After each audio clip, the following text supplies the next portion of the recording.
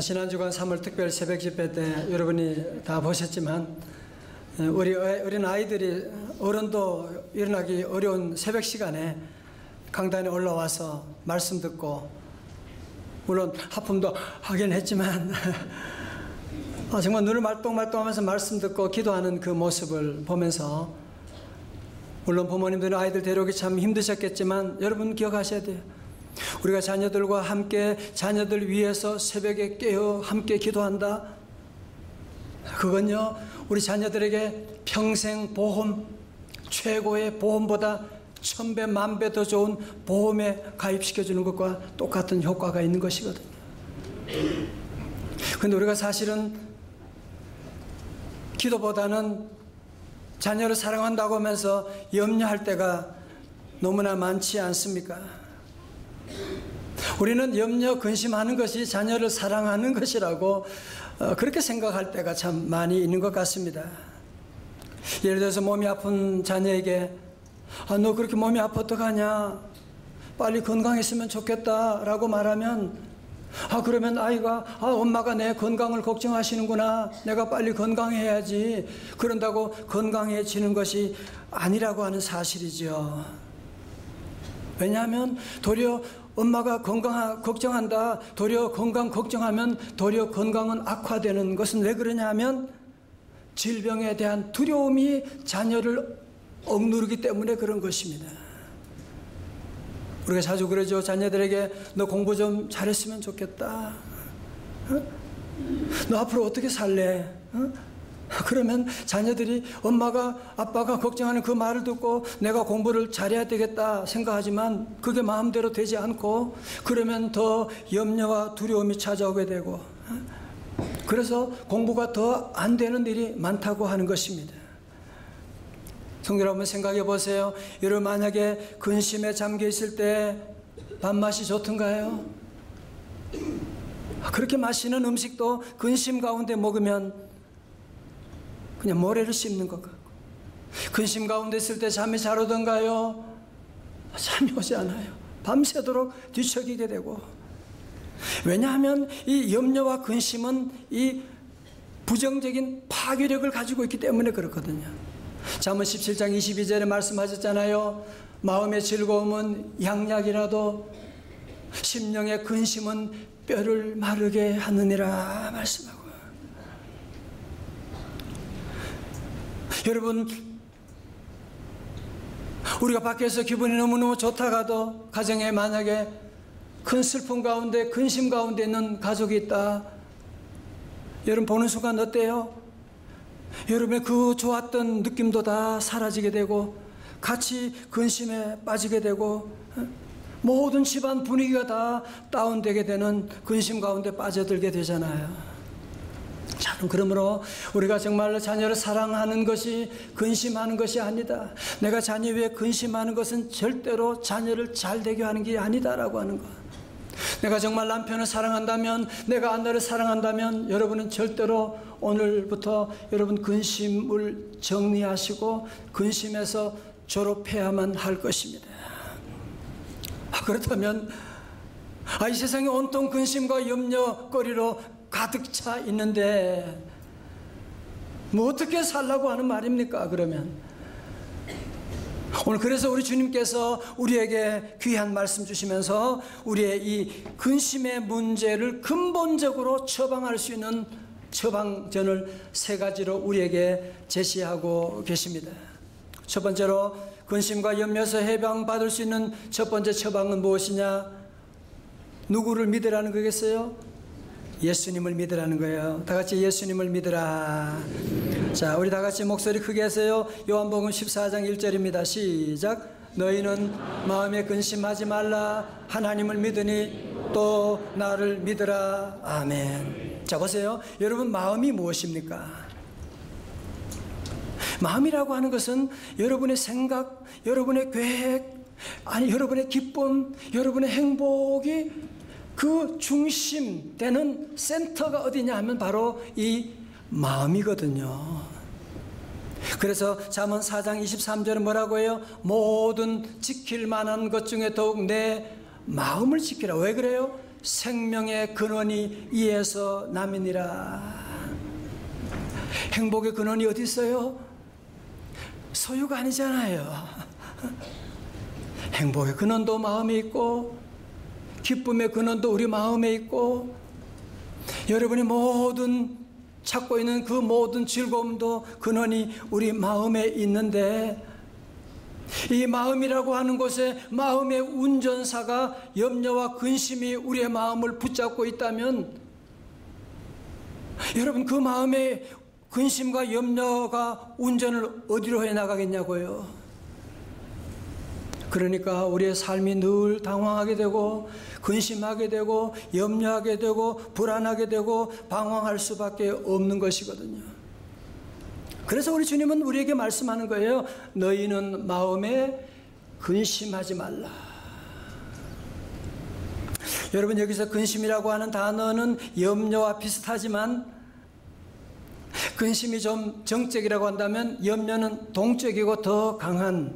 자, 그래서 원어를 보면요, 근심은 헬라어 타라소에서 왔는데요, 그 뜻은 뒤흔들다, 선동하다, 어지럽히다, 불안하게 하다 뜻인데, 이 단어는 물이 요동치는 모습에서 유래한 단어래요. 그러니까 근심에 쌓였다고 하는 것은 요동치는 물과 같이 내 마음이 심하게 요동치는, 근심과 두려움 속에서 불안해하는.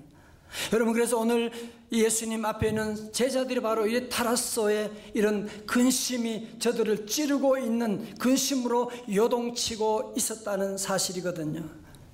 아니 왜 오늘 제자들이 왜 이렇게 근심 가운데 빠져 있었을까요? 요한복음 13장 21절에 예수님이 말씀하셨거든요. 너희 중에 하나가 나를 팔 것이다. 아니 누가 예수님을 팔다니. 그리고 예수님께서 33절에서는 너희가 나를 찾을 것이나 내가 가는 곳에 너희들이 올 수 없다. 아니 주님은 어디 가시길래 우리가 따라갈 수 없다고 말씀하시죠. 아 그러면 죽은 자도 살리시고 보리떡 5개 물고기로 5,000명을 먹이시고 안진뱅이도 일으키신 그 예수님께서 이제 우리와 함께 하지 않는다면 우리는 이 세상을 어떻게 살아가겠는가 생각하니까 저들은 큰 두려움과 근심과 공포에 휩싸이지 않을 수가 없었던 것입니다.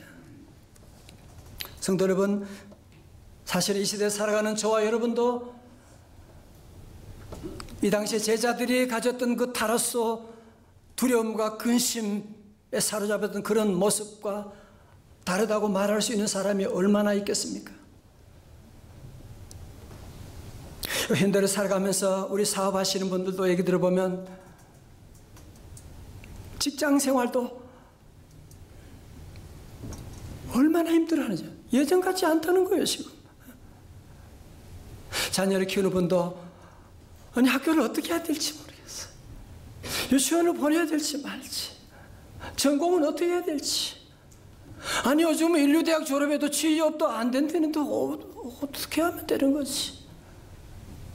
건강 문제도, 미래에 대한 두려움들.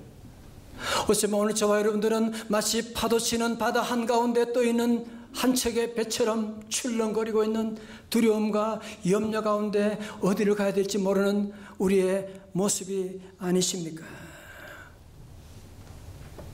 오늘 여러분들 왜 이 시대에 많은 사람들이 이렇게 방황하는 이유가 어디 있습니까? 그것은 하나님이 없다고 하기 때문에 그렇습니다. 자, 저를 보세요. 여러분 여기 컵이 있는, 컵을 처음 본 사람 뭐라 그랬어요? 이게 뭐 하는 거예요? 모자인가? 아니요. 컵은 자기가 왜 존재하는지를 모르는 거예요. 피조물은 창조자를 통해서 그 존재 이유를 알 수가 있는 겁니다. 오늘 많은 사람들이 열심히 살아가지만 내가 어디서 와서 어디로 가는지 알지 못하니까, 창조주 하나님을 떠나서 살아가니까 피조물이 자기 삶의 의미를 알 수가 없으니까 무의미하게 되는, 그래서 모든 사람들이 허무주의에 빠진 거예요. 열심히 일해서 뭐해? 내일 되면 뭐해? 여러분 허무주의는 반드시 쾌락주의를 가져오는 거예요. 그러니까 부어라 마셔라 놀고. 왜? 바르게 살고 잘 사는 게 뭐야? 그러니까 오늘 우리 시대를 보세요. 지금 허무주의와 쾌락주의로 빠진 것은 왜냐? 무신론에서 온 것이라는 거거든요. 시편 14편 1절에 말씀합니다. 어리석은 자는 그의 마음에 이르기를 하나님이 없다 하는도다. 그러니까 그들은 어때요? 그들은 부패하고 그 행실이 가증하니 선을 행하는 자가 없도다 말씀. 하나님 없다고 한다고 하나님 없어지나요? 태양 같은 거 없어 그런다고 태양이 없어지나요? 태양의 혜택을 받지 못할 뿐이지. 그렇게 하나님이 없다고 생각하니까요. 그러니까 믿을 구석이 없잖아요. 믿을 사람이 없잖아요. 누구를 믿어요 지금? 여러분 가족을 믿겠어요? 돈을 믿겠어요? 아니면 여러분이 믿을, 오늘 저와 여러분은 그 사실을 우리 경험을 통해서 뼈저리게 체험했거든요. 그래서 우리는 존재적으로 늘 근심과 염려 가운데 살아가고 있는 것입니다. 여러분 앞으로 보세요. 무신론 시대 가운데는 점점 근심과 염려가 폭증하게 될 것입니다. 그래서 우리 예수님께서는 1절에 근심과 염려 가운데 빠져 있는 제자들에게 말씀합니다. 너희는 마음에 근심하지 말라. 대안을 어떻게 하는 거예요? 하나님을 믿으니 또 나를 믿으라. 다 같이 아멘. 하나님을 믿으니 또 나를 믿으라. 아니 하나님만 믿으면 되지 또 무슨 나 예수님을 믿으라고 하는 말이 뭐냐? 왜냐하면 하나님께서 우리에게 모든 인류의 모든 고난과 고통과 저주에 대한 처방전이 바로 예수 그리스도이시기 때문에 그렇습니다. 예수님이 땅에 오셔서 우리의 모든 허물과 죄를 다 짊어지시고 요한복음 3장 16절에 하나님이 세상을 이처럼 사랑하사 독생자를 주셨으니 이는 그를 믿는 자마다, 예수님을 믿는 자마다 멸망하지 않고 영생을 얻게 하리라고 약속해 주셨기 때문입니다. 여러분 보세요. 오늘날 수많은 사람들이 근심과 염려와 싸웁니다. 좋은 약을 먹으면, 맛있는 음식을 먹으면 근심이 사라지지 않을까? 좋은데 여행하면 근심이 사라지지 않을까? 근심과 싸우지만 약발이 몇 시간 가나요? 보세요. 여러분이 어두움을 물리치기 위해서 어두움만 물러갈지어다 어둠하고 싸우면 어둠이 사라지나요? 아니에요. 여러분 이 추운 겨울, 영하 추운 겨울과 싸운다고 겨울이 사라지나요? 아닙니다. 따뜻한 봄이 오면 그 추운 겨울은 다 사라지게 될 줄로 믿습니다. 여러분 그러므로 두려움과 염려와 우리가 싸우고 고민하고 갈등하고 나아가는 것이 아니고 우리의 근심을 처방하는 대안은 하나밖에 없습니다. 그것은 바로 하나님 여호와를 잘 섬기고 나가면, 예수 믿으면 이상하게 마음에 평안이 오게 되고 근심이 사라지고. 그래서 우리 교회도 처음 오시는 분들 제가 신방을 물어보면 교회 나와서 예수 믿고 첫 번째 찾아오는 복이 마음이 평안하대요. 그냥 잘 모르지만, 찬송도 잘 모르지만 마음이 평안히 찾아오는. 두 번째로 근심의 처방전이 뭐냐? 무엇은 천국은 약속된 실제이기 때문에 근심하지 말라고 하는 것입니다. 저를 보세요. 여러분 이 세상 살면서 어디를 가도 아무리 좋은 것을 먹어도 왜 마음에 불만이 있을까요?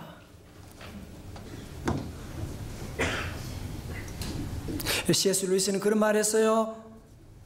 우리 인간이 만족하지 못한 이유가 어디 있느냐? 세상에 불만한 이유가 어디 있느냐? 그것은 무엇이 없어서가 아니라 우리에게는 이 세상이 아니라 저 세상이 있다고 하는 증거이다. 그렇게 말하고 있어요. 예를 들어 보세요. 만약 여러분이 일본에 여행을 갔어요. 어때요? 다 불편하죠. 말하는 것도 불편하고 먹는 것도 그렇고 문화도 다르고. 일본은 운전도 뭐 왼쪽에 안 하고 오른쪽에 뭐 하려고 그렇게 하는지 알았어. 오른쪽에 핸들을 돌리고 앉아있고 그렇게 하는. 일본 사람들은 편하지요. 한국 사람도 일본에서 불편해요. 여러분이 이 땅에 사는 것이 불편한 이유가 어디 있느냐? 우리에게는 저 하나님의 영원한 하나님의 나라가 있기 때문에 그렇습니다. 그래서 여러분이 근심의 문제를 해결하는 그 처방전이 무엇이냐? 천국에 대한 확실한 여러분이 믿음을 갖고 살아가는 것입니다. 그래서 우리 예수님은 저들에게 마음에 근심하지 말라고 하시면서 2절에 말씀합니다. 내 아버지 집에, 들쳐요, 내 아버지 집에 거할 곳이 많도다. 그렇지 않으면 너희에게 이르으리라. 내가 너희를 위하여 거처를 예비하러 가노니, 가서 너희를 위하여 거처를 예비하면 내가 다시 와서 너희를 내게로 영접하여 나 있는 곳에 너희도 있게 하리라. 사실 우리는 천국이 어디 있는지, 어떤 모습인지, 얼마나 큰지 우리가 알 수가 없습니다만, 그러나 우리는 천국에서 오신 예수 그리스도를 통해서 우리가 알 수 있는 것은, 우리가 사는 이 땅에 집이 있는 것처럼 우리에게 영원한 하나님의 나라 아버지 집이 우리를 위해서 준비되어 있다라고 하는 사실입니다. 우리 세상은 우리 집이 아니에요. 우린 잠깐 여기에 머물렀다가는 우리는 하숙생과 같은, 여러분 그렇습니다. 정말 여러분이 좋은 집에 살아도 어때요? 불편하잖아요. 그죠? 불안하잖아요. 여러분이 아무리 맛있는 음식을 먹어도 별거 아니잖아요. 먹고 나면. 여러분이 아무리 대단한 곳에 가서 여행을 한다고 해도 막상 가보면 별거 아니네, 정말 집이 최고네 하는 생각을 하지 않는 사람이 없을 것입니다. 여러분 왜 그래요? 우리에게는 저 영원한 하나님의 나라가 있기 때문에 그런 것이거든요. 오늘날 사실은 어떤 면에서 우리 시대 한국 교회가, 우리 교회가 점점 타락하게 된 이유가 어디 있느냐 하면, 저같이 엉터리 목사들이 천국과 지옥을 설교하지 않아서 그래요. 그래서 교회는 점점 타락하게 되고, 성도들은 점점 세속화되게 되고, 천국과 지옥과 예수님이 다시 재림한다고 하는 이 믿음은 갖지 않고 땅에서만 잘 먹고 잘 살려고 하는 이런 세속화가 되었기 때문에 그 결과는 뭐예요? 우리는 점점 근심과 염려와 불안 가운데 살 수밖에 없는 것이거든요. 오늘 예수님의 제자 도마도 우리 주님이 내가 너희를 위해서 거처를 예비하러 간다니까, 그러면 우리도 어떻게 하면 그 길을 알 수가 있습니까? 물어보죠. 5절에 말씀합니다. 도마가 이르되 주여, 주께서 어디로 가시는지 우리가 알지 못하거늘 그 길을 어찌 알겠사옵나이까? 그 길을 어찌 알겠사옵나이까? 여러분, 그래서 오늘날 모든 종교가 다 길도자, 도를 닦는다, 도를 찾는다, 다 길을 찾고 있는 것 아닙니까? 여러분 저를 보세요. 공중에 나는 새도 자기 길을 아는 거 아세요? 연어도 자기가 태어난 곳을 찾아서, 길을 찾아서 가는 거 여러분 알고 계십니까? 하늘 날아가는 비행기도 아무렇게나 왔다 갔다 그러는 거 아니에요. 가는 길을 따라가고 있는 겁니다. 배도 가는 길이 있는 것입니다. 자동차도 그냥 왔다 갔다 아무렇게나 가는 거 아니에요. 가는 길이 있습니다. 그런데 만물의 영장이라고 하는 우리 인간들에게 물어보면, 인간의 길이 무엇이냐고 저는 물어보게 되면 대답하는 사람이 몇 사람 없어요. 열심히 살아가면 되죠 뭐. 그렇게 열심히 사는, 그렇게 길을 모르고 가니까, 아무렇게나 드라이브하고 가니까, 논으로 밭으로 차를 몰고 가니까 거기에 스탁되고 거기에 꼼짝하지 못하고 오도 가도 못하는 일들이 일어나고 있는 것이 아니겠습니까? 그래서 우리 예수님께서 길을 찾지 못하여 헤매는 우리 모든 인간들에게 오늘 요한복음 1장 14절에 인류 최대 위대한 우리 주님의 놀라운 구원의 진리가 여기에 선포되고 있습니다. 요한복음 14, 6절 다 같이 봉독합니다. 시작.